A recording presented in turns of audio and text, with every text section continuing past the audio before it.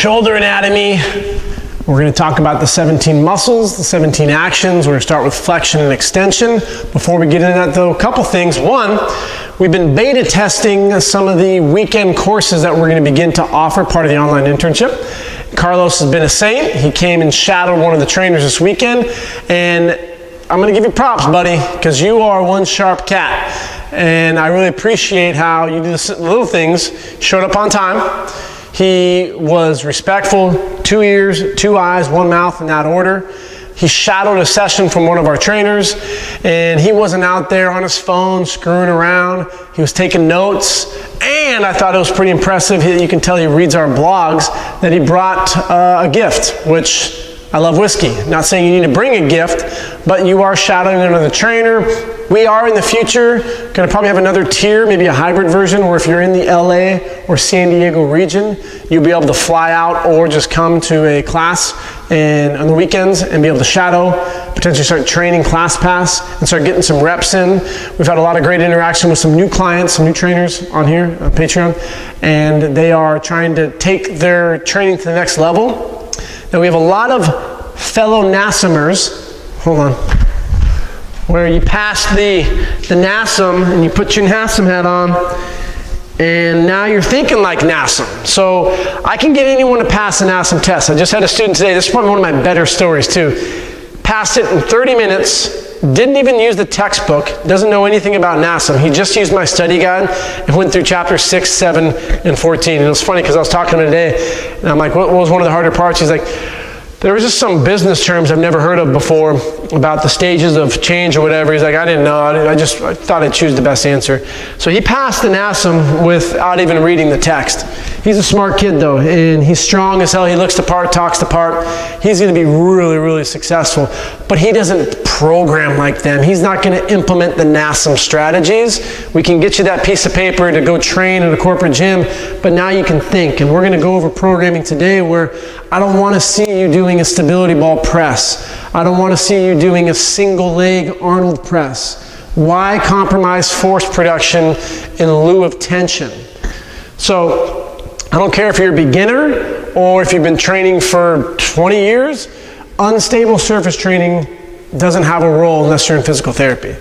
So if I'm working with a dude, I got to do things that he's familiar with. A bench press, incline press, chin-ups, and you're going to take a look at it in a second. I'm going to post this on Facebook. Another reason for you guys to be on Facebook, and we're going to have a little discussion about 2 different programs. So in lab, in school, we're doing a push and pull, upper and lower, so that'll be what a 4-day program looks like. But I wanted to go over real quickly a program before we get into our anatomy that I did yesterday with a client in West Hollywood.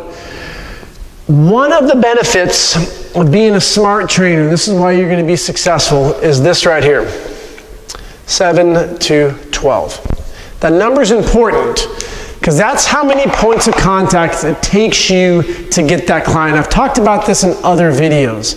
I cannot tell you how many times I don't see this. Trainers are very transactional, and that's why more than 80% of trainers are going to quit in 2020. Because they're not prepped, they have false expectations, they're not educated, and they don't have mentors that are helping you guys be successful by showing up. So you guys are in a really good position because you're thinking bigger. So I've worked with a guy, hypothetically worked with a guy at Lifetime where I was his potential client. He sent me an email, sent me a text message, 1 more text message, and there was an initial email too. So 4 points of contact, then he gave up. He's not in the golden range. If you want to be successful, you need to be at least 7 to 12 to get the client. I had this client who he signed up a long time ago, but he ended up getting a knee surgery. So I was training him for over a year, and he went out in June. Every single month, I would send my client a text message. They were genuine though, it's just not like, when are you going to come back and start training with me? No, I was here in La Jolla one day and I saw someone with a Netflix shirt or something, and I took a really creepy photo, but the person didn't see, and I sent it to my client, saw Netflix, thinking of you, how's the knee holding up? Every month I would send a text message just to keep in contact. So even though he was training with me, he got hurt. He missed June, July, August, September, October, November, December, January, February, 9 months. but I kept Brian in my book of business. I have an active list and I have a non-active list. And he was kind of active, non-active, but I would reach out to him. And it took the 9th time, the 9th month, 2 weeks ago, February. I sent him a text message. He responded, I'm in Jackson Hole. I'm skiing. My knee's feeling a lot better. How does next Friday work for another session? Got him back in. Here was my first workout I did with him. Right when he came in, hey Brian, how's it going? I got there early, at least 15 minutes before. I haven't seen him in a long time. I didn't do a whole assessment. It's just the first workout. It wasn't going to be as strenuous as it used to be because he hasn't been lifting weights for 9 months. So he came in, perfectly same shape and everything. How you holding up, B? I call him B, short. Everything's going good. Well, we're not going to do anything down there. I would love to go shadow one of your therapist sessions so I can kind of pick, it's a guy therapist mine, so that I can potentially get some pointers on how to deal with not fixing your knee, but exercises that we can do that will just complement. You're not really good with your homework, and he's not. And so that's an opportunity. But two, I also wanted to learn if there's any contraindications. You got to remember that word contra, like the game, indication. So those are things that they may say contraindications would be single leg unilateral presses because the hip and the knee need to stabilize and they don't like that for whatever reason. So you just have to listen to what the therapist says. So there's workout. B is a bro. So we start out in bench press. We did 135. This is after the warm-up.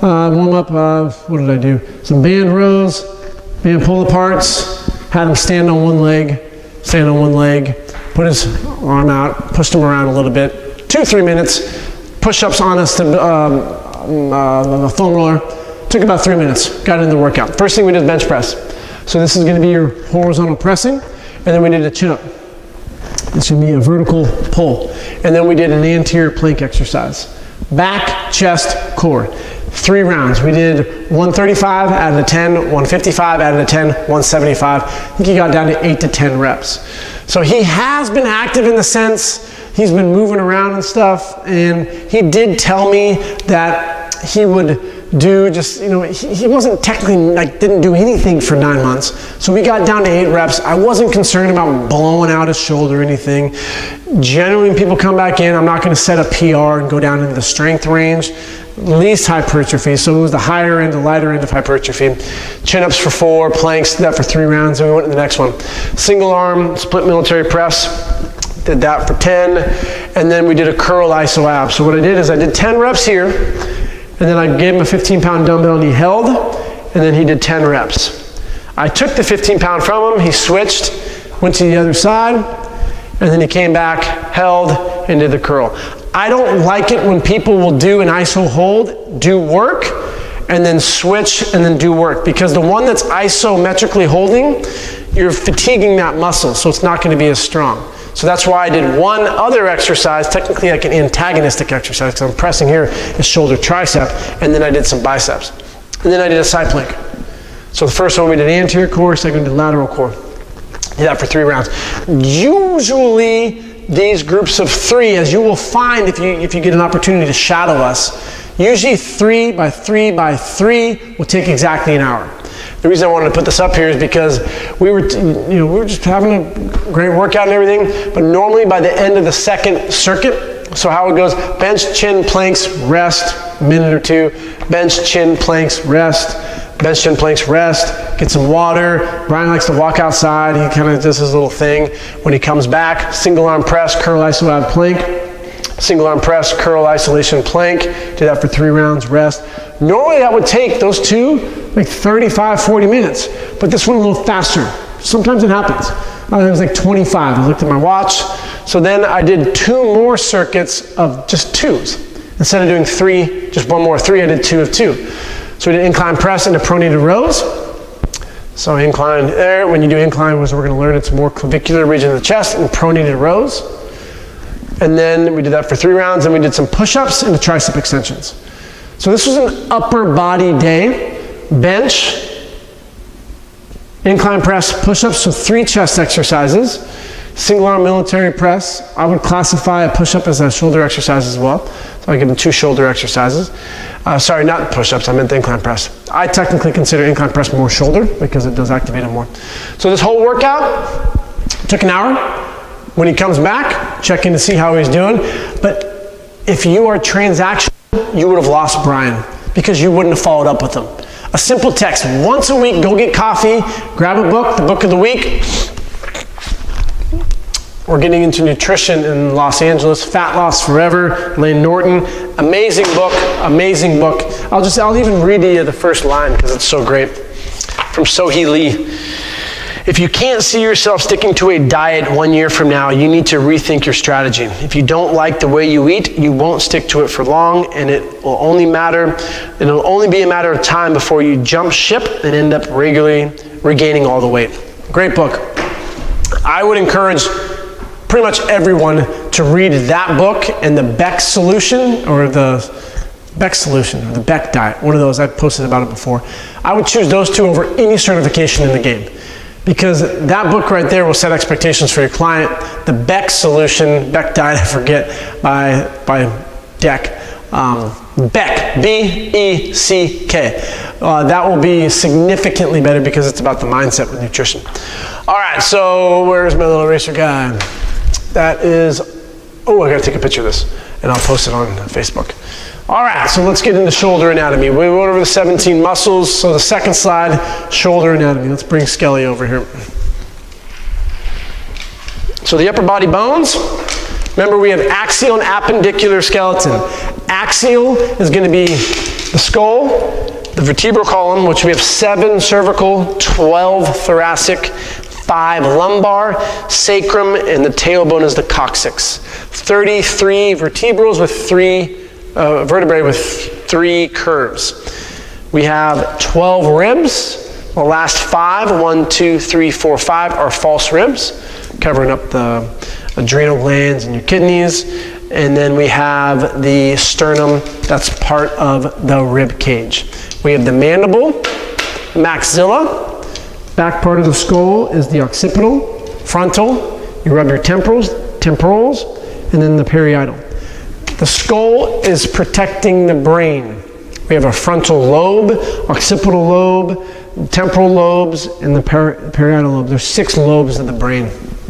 So if you were to remove that, and the skull's pretty thick too, one of the stronger bones. So if someone were to punch you, they'll tell you, put your head down because that's pretty strong right there. Boxer's breaks come by throwing a haymaker, and the 4th and 5th metacarpals are broken because they're pretty weak. So they'll teach you to come in or hit with a bigger bone, like your elbow, or they'll say your skull. So if we were to then look at the appendicular, everything coming out, 126 bones appendicular, starting with the most distal, which would be your hands. We have the phalanges, metacarpals, and then we have 8 carpal bones. We have 54 bones in our hands, 52 in our feet. More than 50% of the bones in Skelly are going to be in the hands and feet. Then we have the radius, of which we will check our pulse. The average pulse for our clients in Americans, 70 to 80. I think we should be probably closer to 60 or below. Below is referred to as bradycardia. Above 100 is called tachycardia. T-A-C-H-Y cardia. That is bad. If you have a resting heart rate of greater than 100, I'm not taking you through a workout. I want you to go to the hospital and get that checked out because that's a risk factor. The ulna is the elbow. Then we have the humerus. The shoulder blade is the scapula. The clavicle, the most broken bone in the human body, is the clavicle. I was trying to say, what are they called? Collarbone. So that's the most broken bone. All right, so there's our skeleton. When we look at the humerus, you're going to have little ridges and stuff. So we have technically the shoulder joint is going to be the humerus, the scapula, and the clavicle. The shoulder girdle is going to be a little different. So you're going to have little ridges. We have a greater trochanter and a lesser trochanter. So we're working on our textbook. I'm hoping to get that done soon. I'm having fun with it. It's taking my anatomy to a whole different game. There's going to be images and stuff in here. It might be kind of hard to see from there, but unless you have like a little diagram like this, it's hard to look at the trochanter. This picture is actually pretty good, and you can see there's like a little notch or a ridge, and that ridge is the intertubercle groove. That's where your bicipital tendon goes. So this is why it's important to understand anatomy. Someone could say they have shoulder pain and you're doing a bunch of bicep curls with them, where the biceps go through right through that tendon, that little groove right there. All right, so here's your clavicle. We have the sternal end, which is here. This is the sternal end. And then you have the acromial end. This is the acromial process of the scapula. Both of those are shoulder joint joints. So we have the sternoclavicular, the SC joint. Then we have the acromioclavicular, the AC joint. Then we have the GH joint, which is glenohumeral, which has the most range of motion. And then we have the scapulothoracic. 4 joints of the shoulder, 4 ligaments of the knee. Remember ACL, PCL, MCL, and LCL, with the cartilage being the menisci. So there's some ridges. So if you were to put your hand back and you see this little ridge of the wing of the scapula, that is your inferior, which is below angle of the scapula. This is where your infraspinatus goes. Above that is where your supraspinatus goes. Superior, inferior. You have the spine of the scapula. You have the root of the scapula. You're going to have different muscles attaching and originating around the scapula. I love how Eric Cressy, for his internship, you need to know the 17 muscles that originate or attach around the scapula before he'll even consider you. And if you use LOL or any of that bullshit in your emails when you communicate with him as a new intern, he kicks you out. That's where the expectations should be. So here's a picture of a bisection of the shoulder. So you'll see here it looks like there's a lot of space between the humerus and the scapula, the glenoid cavity and all that stuff. There's not. It's going to be a bunch of muscles. You have bursas, you have joint capsules. A bursa is like, think of a Ziploc bag. And if you would open it up and put a couple drops of water in there and you rub it, so that allows for lubrication. So it's a really compact joint. A term that we will use is centration. So if you're deadlifting or if you're doing a push-up, a lot of times the shoulder, the humerus isn't centrated properly. This is not centrated properly. I want it to be right there. So when I centrate it, you're stabilizing the glenohumeral joint, the head of the humerus, glenoid cavity, the scapula, glenohumeral joint, the GH joint, by the rotator cuff muscle stabilizing. So when I do a push-up and I come out, I'm not stabilized. When you come down and you get your lats essentially and you squeeze, that's going to be centrating your shoulder joint. So it's called a ball and socket, the same as your hip joint. Difference is you can feel the head of your humerus. You cannot feel the head of the femur. So we can get into 3 planes of motion. Sagittal with flexion and extension. Those are the muscles we'll go over today. AB and adduction in the frontal plane. And then we have transverse, which will be horizontal AD and then horizontal AB. The humerus in the transverse plane, the horizon. So if I go to the beach, the horizon. Remember our planes of motion, 12 and 6, flexion and extension, sagittal. 3 and 9, AB, abduction, AD, adduction, 3 and 6. Any other time on the clock with rotation, horizontal AD, horizontal AB is going to be transverse. Multiplanar exercises would be an example of like a bench press. That's going to be horizontal adduction. You're going to be working, we'll get into stuff later. But that would be a multiplanar because it's transverse and sagittal. So the main joint we're going to look at first, the glenohumeral, and it has 160 degrees of flexion. So a shoulder flexion test would be my butt on the wall, my head back. I got a little board behind me, but I would be able to get my thumb to touch the wall without throwing my head, getting my traps, or arching my back. This is my go-to upper body screen. For my lower body, it's going to be just a hip mobility, not mobility, but a screen moving their hips around to see what they're capable of on their back, like I did in the video with Rio, or just seeing how they squat. I don't like doing the FMS or NASA and any of that stuff because too many people do it today. I don't want to be a follower like everyone else. I'm just going to give them a weight and say squat. Big toe, little toe, heel, your knees tracking through your toes, you're good to go. So I want my client to come here to see if they can get their thumb to the wall. And if they go wide, if they have an arch, usually it's going to be because the thoracic region doesn't have the sagittal plane of range of motion. So here's a fun one I always love to do with people. The humerus has 60 degrees of extension. That's 60 degrees. So when you go above that, just tell me if this looks natural. Hold on, Skelly. Skelly's even mad right now. He's like, look at him. He's like, shit. That hurts. Stop doing that. 90 degrees, that's terrible. So why the hell are we doing bench dips like this? The shoulder's not meant to do it. Sure, 1 out of 1,000,000 people may have the laxity of the capsule and the ligaments and everything to be able to do it, gymnasts and such. But for the average person, going more than 60 degrees will be the equivalent of me taking Skelly and pushing his elbow up right here. What happens? Does that look good? Tell me if that looks awesome if you want me to do this to you. No, it's terrible. The joint's not supposed to do that. Same with the shoulder joint. So why are we going past 60 degrees? There's certain exercises we should not be doing. Bench dips are one of them. Bar dips, different. I don't want you to 90 degree going up. I want you to get over it a little bit and then do your dip like that. So this joint is more vulnerable because of the range of motion that it has. I love that, but it's also, you potentially could compromise stability. A lot of mobility, but if you don't have the stability, you can get some shoulder pain. I mean, most of your clients will have some type of shoulder pain, and it could be because the thoracic region, it could be because the mobility of the shoulder, they don't have the range of motion. You should be able to touch both your hands. Try this right now, behind your back. That's a pass.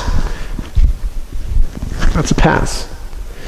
Most of you guys are going to be looking like T-Rex, like this. If you have a lot of a thoracic extension, I don't really count that. I want you to be pretty straight.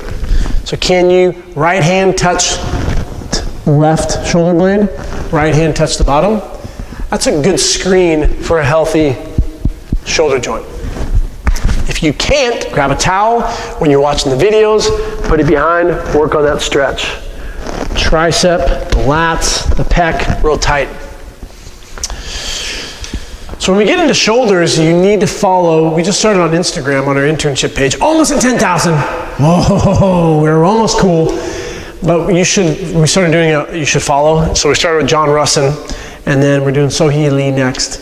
And then we're going to throw in Eric Cressy. He's one of the top shoulder gurus when it comes to upper limb athletes, overhead athletes. Eric Cressy's the man. He just got picked up by the Yankees as their strength coach. There isn't anyone who knows more about the shoulder as a strength coach trainer than Eric.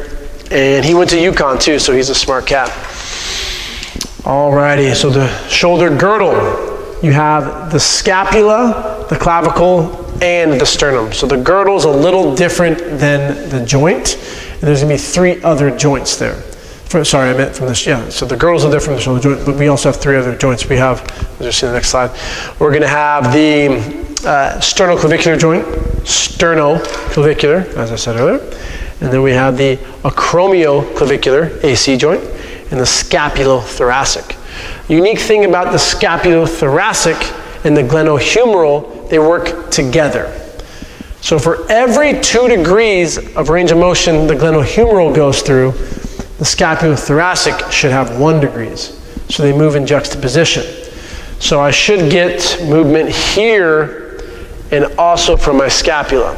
They work together. So there's certain exercises that we lock down the scapula, which is okay. Bench press, for example, we lock it down. You should squeeze your shoulder blades together. And that's why I encourage so many people who do have shoulder pain. I was working with a girl in class the other day. She was complaining of some shoulder pain. You usually don't get girls with this because girls don't do a lot of bench press, but she does. And so I had her do some push-ups. And just by doing a couple push-ups, it helped kind of lower that guard. It's because when you do the bench, it locks down your scaps. And so your stability will probably decrease a little bit. So you could get a little pain signal in there. Maybe not the best to always do machines for that aspect. So always doing hammer strength presses and incline and chest flies where you don't allow the scapulas to move. So some exercise that I really like to do for those that do have shoulder pain, scap push-ups, where you do a push-up here and you get the extra protraction. You come down here, boom, and then even do like a downward dog to get upward rotation because we're training the serratus, which we'll learn more about. And then we have the incline presses. So incline press dumbbells, I'll press and then come up on top and then down, up. When we're doing these exercises, I want to look over the individual and see an arrow, not a T. If we're constantly pressing like a T, you could get some shoulder irritation. So there's a great picture with the bursts and so forth.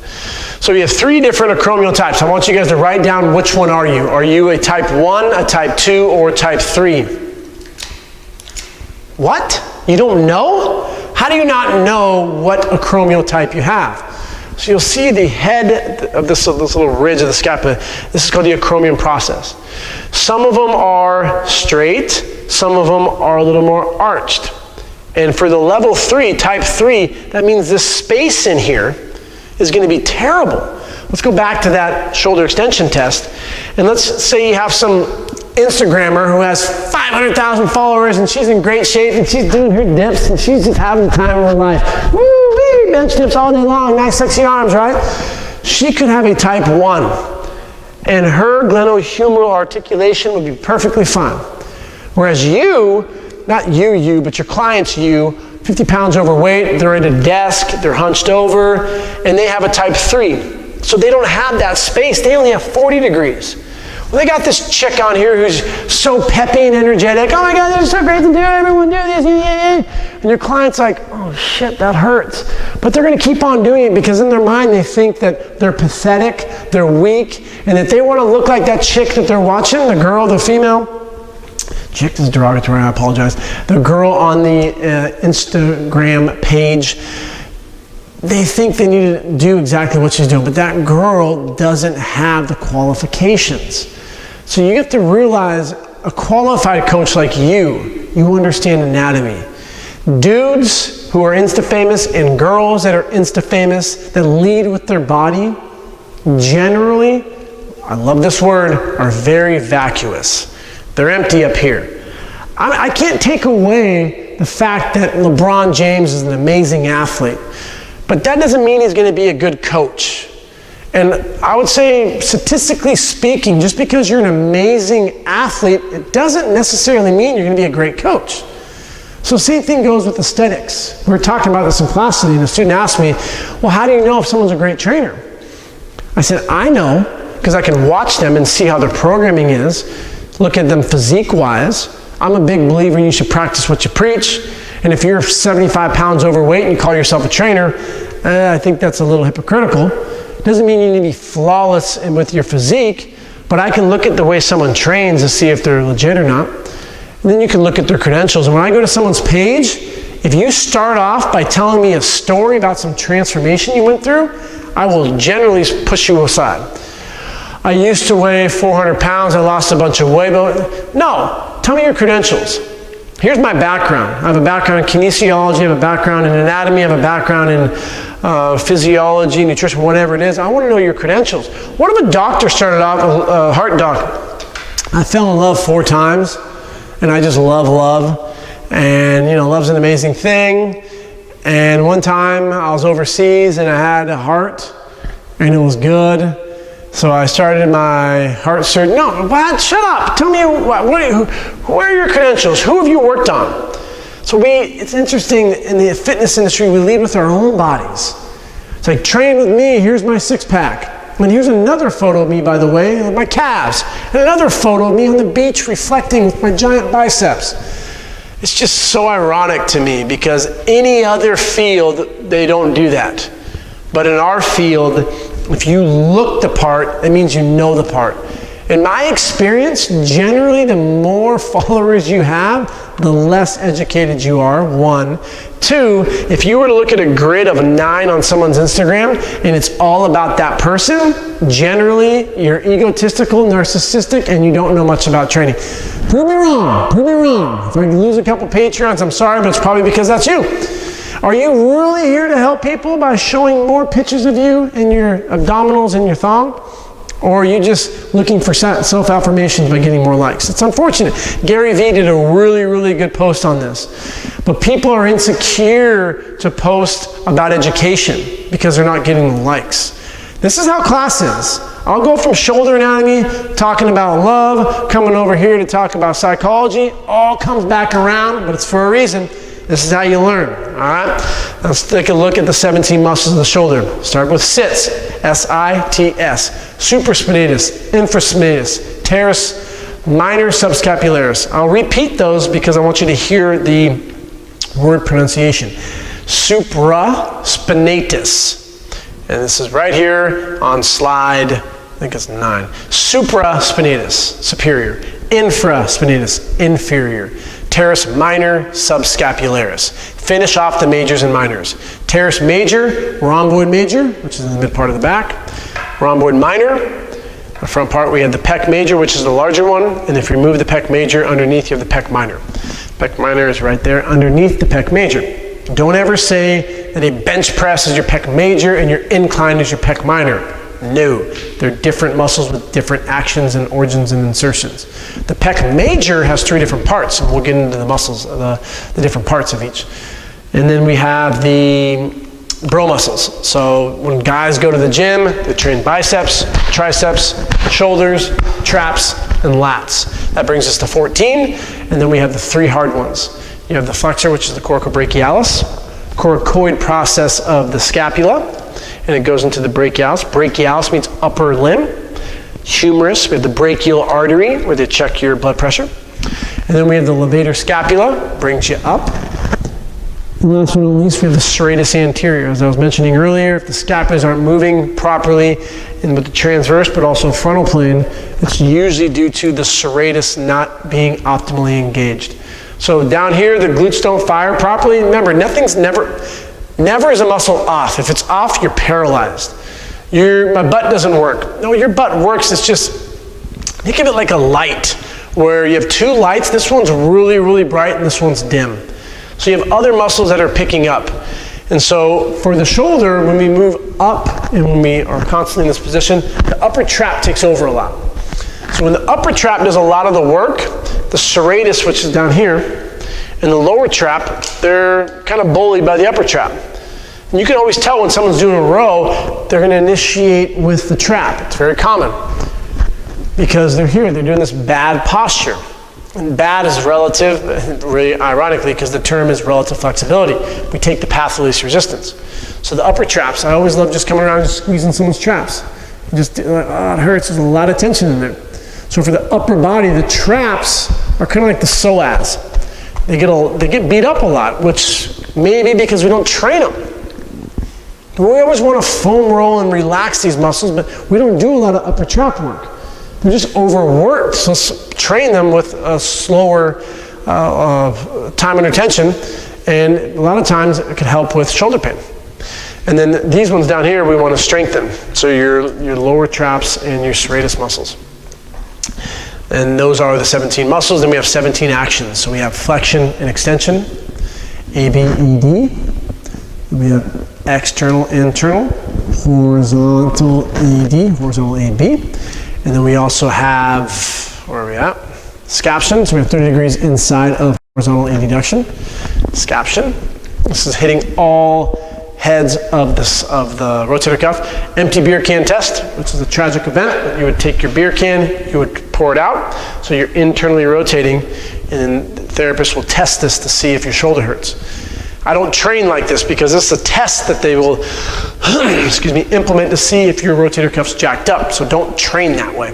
If you see someone who turns internally and doing this, generally not suggested. Now if you want to do it with more of a supinated grip, out, it's a little different because you have more external rotation, and the external rotators generally need to get more trained than the internal rotators. External rotation, internal rotation. Elevation, depression, protraction, retraction. This is the scapulas. Protraction, retraction, elevation, depression, upward rotation, downward rotation, anterior tilt, posterior tilt. So at the knees, when we squat, big toe, little toe, heel, the knee can go past the toes. It's all right, as long as those 3 checkpoints are maintained in the ground. So if you're doing that, you're good to go. Knees, I don't want to collapse. Why am I talking about squatting? Because for the lower body, the biggest problem we see is knee valgus. For the upper body, the biggest problem we see is an anterior glenohumeral glide. It's called, watch the head of my humerus when it goes whoop. So that's not centrated. If the ball of the humerus, it falls off. And that's where you can get shoulder pain. More times than not, when people have shoulder pain, I'll look at their push-ups, they come too close, and they come down and they get this little dip. They do bench press, same thing. The head is migrating forward. You can also get that with rows. So you're just stretching the capsule, and it's terrible for the shoulder, so you want to centrate it down and back. When you do push-ups, back, you're keeping the head of the humerus nice and safe. Here's a cool little chart from Chris Beardsley going over the muscles of the upper body. Deltoid, big muscle. We don't realize that, right? We think it's just your chest and your lats. But you have your deltoid, big one, triceps, really, really big muscles. So that's why, like when I do an incline press, because of the angle, I classify that as more of a deltoid exercise than a chest exercise. People will see me do an incline press in the gym. Oh, hitting chest? No, I'm doing shoulders. What? This is a shoulder exercise. Yeah, it is. And then we have all these. The only one on here we haven't talked about is the brachialis, I believe. And coneus. And coneus is an elbow muscle. What else we have? Pronator quadratus. So you may not know where that is. To be 100% honest, I do know where it is, but let's pretend like I don't. Pronator. Is that this or here? Pronator quadratus. So quad just means four. So you're looking at a muscle around here that works with pronating. And it's a muscle that looks like a quadrilateral. As like your quadratus lumborum, lumbar quadratus, rectus, never mind. Where is it? I thought there was one other one. Supinator, obviously it's just going to be coming here. Supinator. All right, it's flexion. Flexion of the hip, flexion of the knee, flexion of the bicep, flexion of the humerus, flexion in the sagittal plane, four muscles, upper part of the pec major, clavicular region, upper chest, clavicular region, bro, upper chest, smart guy or girl, clavicular region, sternal region, costal region. So when I flex, so a funny thing, if you were to do chest flies like this, you're actually working your upper chest, your clavicular region. Across, sternal region, low, costal region. So when we flex, pec major, clavicular region, anterior deltoid, coracobrachialis, which is underneath that, and you're gonna have your bicep. The bicep brachii flexes the humerus, the long head does, and then it flexes the elbow. On the opposite end, we have extension, coming back. What exercise do we do when we pull back? A lot of times we can cheat with the body, so if you put your hand like this for flexion, just feel what's hard. Part of your bicep's hard, anterior deltoid's hard, and this part of the chest is hard. And underneath there you have your coracobrachialis. So back here, if you just feel tricep, you pull back, right, your lats, but your chest from here to here is actually working, so you're going to get your pectoralis major, but you're going to have the lower region, which is going to be the costal region.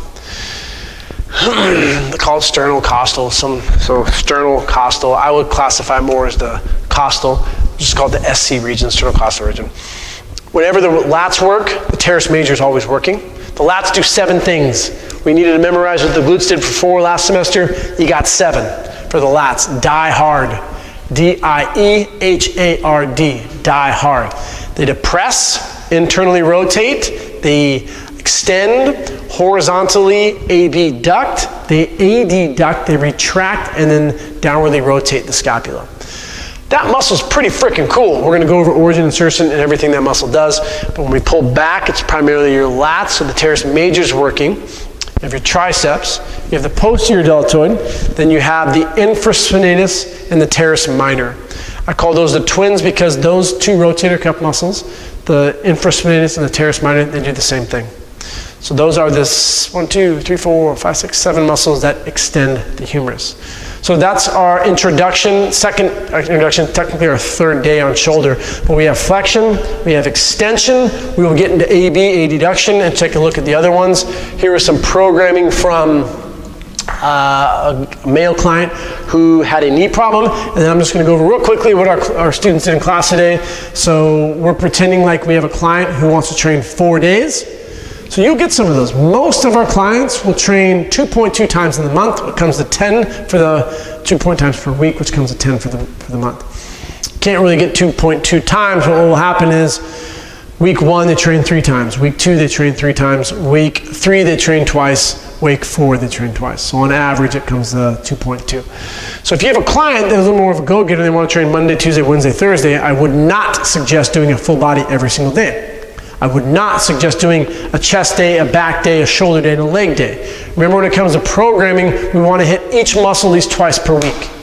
The total volume will be between 10 to 40 total sets. It depends on the individual. How's their sleep? How's their stress? What's their age? Are they new? Are they advanced? Are they detraining? Have they overtrained? There's a lot of factors that go into this. Generally, for a person that's coming in 4 days in a row, I would do an upper body day, a lower body day, an upper body day, and lower body day. And you can play around with this as much as you like, but there are rules. Meaning, for the general population, start with the multi-jointed exercise first. So for here, we got a bench press, chin-ups, landmine press. That would be your chest exercise, which would be a horizontal press. Chin-ups would be a vertical pull. Landmine press is a safer alternative for the military press. The antagonistic of a bench press, horizontal adduction, will be horizontal abduction, which would be an Aussie. Throw in an ab for an anterior core. Chin-ups will be a pull. Arnold press will be a vertical press. Abs, lateral. Landmine press, safer alternative. I'm gonna have my left leg forward, staggered stance, pressing straight. Don't get that arch. Lat pull down would even that out. So here, all of our gyms, we don't have a jungle gym, so you would just use the cables and pull down. Abs posterior, or so back here could be your erector muscles. It could be like a Superman, so on your stomach, come up as, again, much of an arch you can't hold for 15, 30, 45 seconds. Or anti-rotation if you want to do like a Pallof exercise. So maybe have them in half kneeling, and then you come out and you hold. So we're hitting the core, anterior, which is your rectus abdominis, lateral, which would be your external oblique, internal oblique, quadratus lumborum as well, but also your transverse abdominis.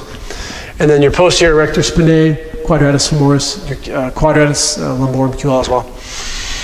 And then the leg day, we have them doing a hip thrust, a squat, and a unilateral.